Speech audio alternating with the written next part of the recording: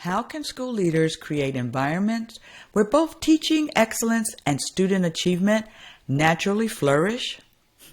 Well, as an assistant principal, one of my duties was to prepare our monthly report for our meeting with district leadership. So I had to work with our coaches and department heads to collect, analyze, and share student data. In addition, I would help our teacher leaders prepare to present their data during the meeting. As a result of our work together, not only did our student outcomes improve, but we also built a foundation of trust. You see, when students are well led, they learn well. This simple truth carries profound implications for educational leadership. Recent research reveals that effective school leadership accounts for nearly 25% of a school's impact on student achievement.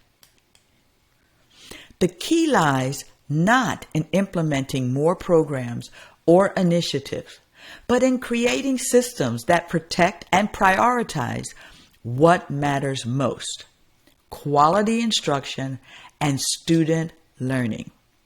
So let's talk about 4 ways to build this trust, because the first way is to use trust as a foundation.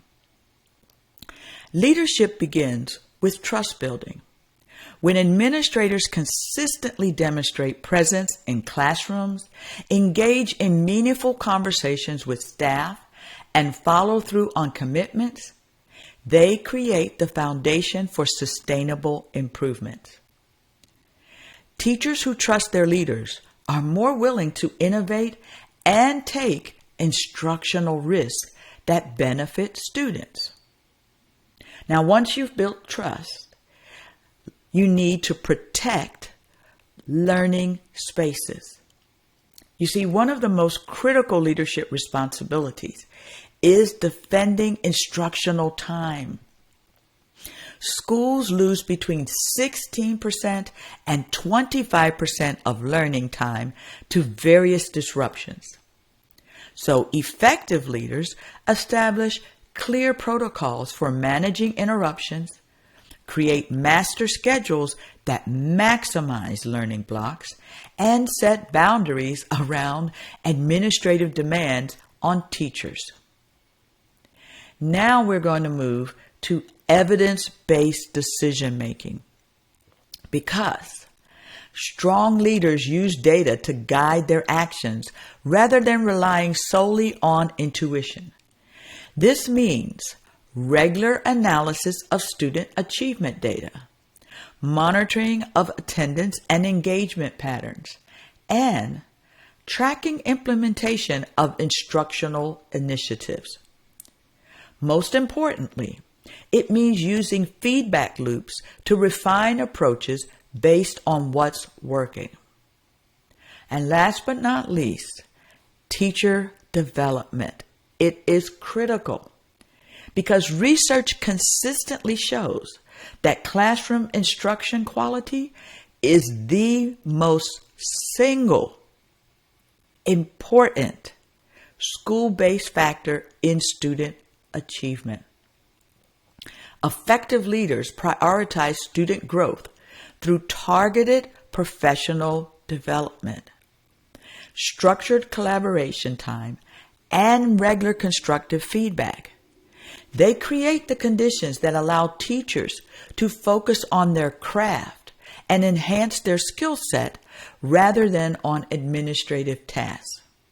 So when you put these 4 things together, what happens? Well, I'm so glad that you asked, because we want to transform these insights into practices. So first, we're going to conduct an honest assessment of your current instructional leadership. So answer these questions. How much time do you spend in classrooms? What evidence do you collect about teaching and learning? And how do you support teacher growth? Next, I want you to establish protected instructional time. So audit current interruptions. Create clear protocols for managing disruptions. And then designate sacred spaces for teaching and learning. Followed by build trust through consistent presence and support. So schedule regular classroom visits. Create structures for meaningful teacher feedback. And follow through on your commitments.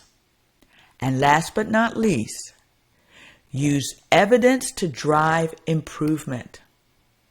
So implement regular data review cycles. Create structures for team analysis. And plan adjustment points throughout the year. Remember, when students are led well, they learn well. This really isn't about perfection. It's about continuous improvement through intentional leadership practices focused on what matters most, creating conditions where every student can thrive.